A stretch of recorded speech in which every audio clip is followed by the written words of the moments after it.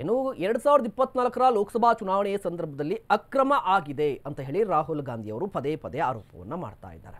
ಇದರ ನಡುವೆ ಹೊಸ ಬಾಂಬನ್ನು ಸಿಡಿಸಿದ್ದಾರೆ. ಅದೇನು ಅಂತ ಹೇಳಿದ್ರೆ 15 ಲೋಕಸಭಾ ಕ್ಷೇತ್ರಗಳಲ್ಲಿ ಏನಾದರೂ ಅಕ್ರಮ ಆಗದೆ ಇದ್ದಿದ್ರೆ ಪ್ರಧಾನಿ ನರೇಂದ್ರ ಮೋದಿ ಅವರು ಪ್ರೈಮ್ ಮಿನಿಸ್ಟರ್ ಆಗ್ತಾನೇ ಇರಲಿಲ್ಲ ಅಂತ ಹೇಳಿ ಹೊಸ ಬಾಂಬನ್ನು ಕೂಡ ಸಿಡಿಸಿದ್ದಾರೆ. ಜೊತೆಗೆ ಚುನಾವಣಾ ಆಯೋಗದ ವಿರುದ್ಧವೂ ಕೂಡ ವಾಗ್ದಾಳಿಯನ್ನು ನಡೆಸಿದ್ದಾರೆ.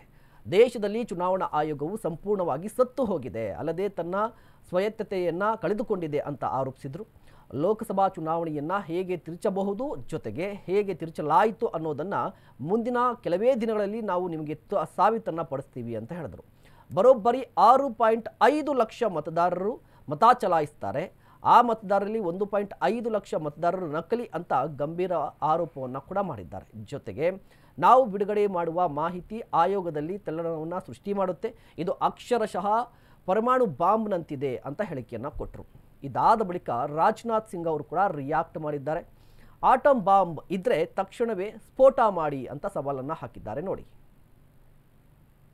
The electoral system, when we release this data, it's literally like an atom bomb. Because the truth, my friends, is that the election system in India is already dead. Please remember one thing. The Prime Minister of India is the Prime Minister of India with a very slim majority. If 10-15 seats were rigged, and we suspect actually the number is much closer to 70, 80, 100. If 15 seats were rigged, he would not be the Prime Minister of India. And we are going to prove to you in the coming few days, we are going to prove to you without any doubt in the coming few days how a Lok Sabha election can be rigged and was rigged.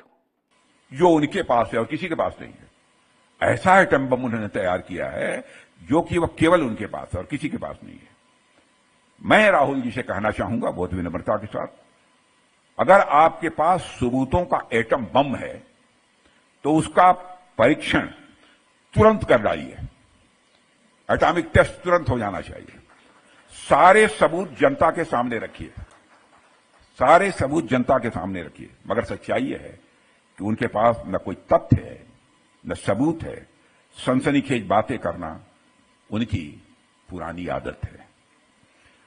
साथियों, आप लोगों को संभवतः यह याद भी होगा कि इसके पहले भी राहुल गांधी जी ने इस तरह का बयान दिया था, और जिस दिन वो बोलेंगे भूचाल आ जाएगा। एक बार और बयान दिया था उन्होंने, जिस दिन मैं बोलूंगा उस दिन भूचाल आ जाएगा। जब वह बोले तो खोदा पहाड़ निकली चूहिया। ನೋಡಿ, ಒಂದು ಕಡೆ ರಾಹುಲ್ ಗಾಂಧಿ ಅವರು ಚುನಾವಣಾ ಆಯೋಗದ ಬಗ್ಗೆ ಪ್ರಶ್ನೆಯನ್ನ ಮಾಡ್ತಾ ಇದ್ದಾರೆ. ಈಗ ರಾಹುಲ್ ಗಾಂಧಿ ಅವರ ಆರೋಪಕ್ಕೆ ಧ್ವನಿಗೂಡಿಸಿರುವಂಥದ್ದು ಆರ್ಜೆಡಿ ನಾಯಕರಾಗಿರುವಂಥ ತೇಜಸ್ವಿ ಯಾದವ್ ಅವರು ಕೂಡ. ಅಂದರೆ ಬಿಹಾರದಲ್ಲಿ ವಿಶೇಷ ಸಮಗ್ರ ಪರಿಷ್ಕರಣೆಯ ಮೊದಲ ಹಂತ ಪೂರ್ಣಗೊಂಡ ನಂತರ ಚುನಾವಣಾ ಆಯೋಗ ರಿಲೀಸ್ ಮಾಡಿದಂಥ ಕರಡು ಮತದಾರರ ಪಟ್ಟಿಯಲ್ಲಿ ನನ್ನ ಹೆಸರೇ ಇರಲಿಲ್ಲ ಅಂತ ಹೇಳಿ ತೇಜಸ್ವಿ ಯಾದವ್ ಅವರು ಆರೋಪವನ್ನು ಮಾಡಿದ್ದಾರೆ. ನನ್ನ ಹೆಸರನ್ನು ತೆಗೆದು ಹಾಕಲಾಗಿದೆ ಅಂತ ಹೇಳಿ ಗಂಭೀರ ಆರೋಪವನ್ನು ಮಾಡಿದ್ದಾರೆ. ಸೊ ಇದು ಕೂಡ ಕುತೂಹಲಕ್ಕೆ ಕಾರಣವಾಗ್ತಾ ಇದೆ. ಆದರೂ ಕೂಡ ಚುನಾವಣಾ ಆಯೋಗವು ಮತದಾರರ ಪಟ್ಟಿಯಲ್ಲಿ ತೇಜಸ್ವಿ ಯಾದವ್ ಅವರ ವಿವರಗಳನ್ನು ಹಂಚಿಕೊಡುವ ಮೂಲಕ ಆರೋಪವನ್ನು ನಿರಾಕರಣೆ ಮಾಡಿದೆ. ಅಂದರೆ ಒಂದು ಕಡೆ ತೇಜಸ್ವಿ ಯಾದವ್ ಅವರು ಹೇಳ್ತಾ ಇದ್ದಾರೆ, ಮತದಾರರ ಪಟ್ಟಿಯನ್ನು ಪರಿಷ್ಕರಣೆ ಮಾಡಲಾಯಿತು, ಆ ಸಂದರ್ಭದಲ್ಲಿ ನನ್ನ ಹೆಸರು ಇರಲಿಲ್ಲ ಅಂತ ಆರೋಪವನ್ನು ಮಾಡಿದರೆ ಅದಕ್ಕೆ ಚುನಾವಣಾ ಆಯೋಗ ಕೂಡ ರಿಯಾಕ್ಟ್ ಮಾಡಿದೆ. ಜೊತೆಗೆ ಅವ್ರ ಹೆಸರಿರೋದನ್ನು ಮಾರ್ಕ್ ಮಾಡಿ ರಿಲೀಸ್ ಮಾಡಿದೆ. ನೋಡಿ. एप्लीकेशन है, मेरा भी नहीं है, हम चुनाव कैसे लड़ेंगे? अभी तो देखिए, ये चुनाव आयोग का एप्लीकेशन है और मेरा ईपीआईसी नंबर हमने इसमें डाला है। ईपीआईसी नंबर अगर आप चाहें तो हम बता भी दें।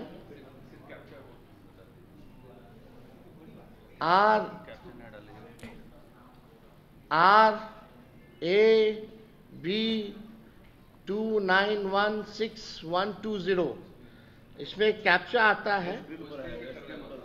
हाँ, अचार है। अब हम डालते हैं कि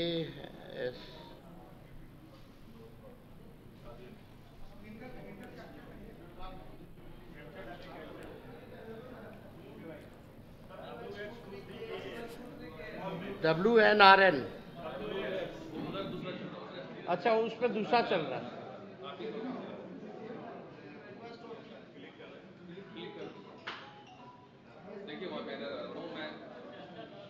डालिए।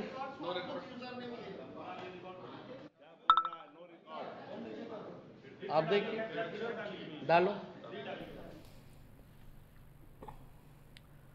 ಇನ್ನು ಇತ್ತೀಚೆಗಷ್ಟೇ ಸಂಸತ್ನಲ್ಲಿ ಆಪರೇಷನ್ ಸಿಂಧೂರದ ಬಗ್ಗೆ ಚರ್ಚೆ ಆಯಿತು. ನರೇಂದ್ರ ಮೋದಿಯವರು ವಿಪಕ್ಷ ನಾಯಕರ ಆರೋಪಗಳಿಗೆ ಟೀಕೆಗೆ ಉತ್ತರವನ್ನು ಕೊಟ್ಟರು. ಇವತ್ತು ಇದೇ ವಿಚಾರಕ್ಕೆ ಸಂಬಂಧಪಟ್ಟಂತೆ ವಾರಣಾಸಿಯಲ್ಲಿ ಮಾತನಾಡ್ತಾ ಶಿವನ ರುದ್ರ ರೂಪದ ಉಲ್ಲೇಖವನ್ನು ಮಾಡಿದರು. ಅಂದರೆ ಆಪರೇಷನ್ ಸಿಂಧೂರ ಇದೆಯಲ್ವಾ, ಇದು ಶಿವನ ರುದ್ರ ರೂಪದ ಸಂಕೇತವಾಗಿದೆ. ಇಡೀ ಜಗತ್ತಿಗೆ ಭಾರತ ದೇಶದ ತಾಕತ್ತೇನು ಅಂತ ಗೊತ್ತಾಗಿದೆ. ಇನ್ಯಾರೂ ಕೂಡ ಭಾರತದ ಮೇಲೆ ದಾಳಿಯನ್ನು ಮಾಡಲಿಕ್ಕೆ ಧೈರ್ಯ ಮಾಡೋದಿಲ್ಲ ಅಂತ ಹೇಳಿದರು ನರೇಂದ್ರ ಮೋದಿ ಅವರು. ನೋಡಿ. ऑपरेशन सिंदूर के बाद पहली बार काशी आया हूं।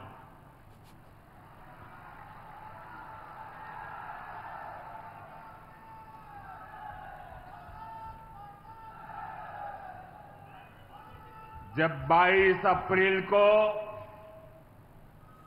पहलगाम में आतंकी हमला हुआ था,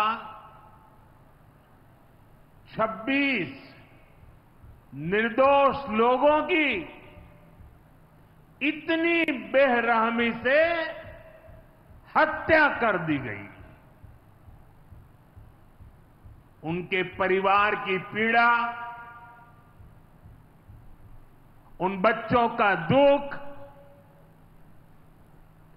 उन बेटियों की वेदना, मेरा हृदय बहुत तकलीफ से भर गया था। तब मैं बाबा विश्वनाथ से यही मना रहा था कि सभी पीड़ित परिवारों को ये दुख सहने की हिम्मत दे।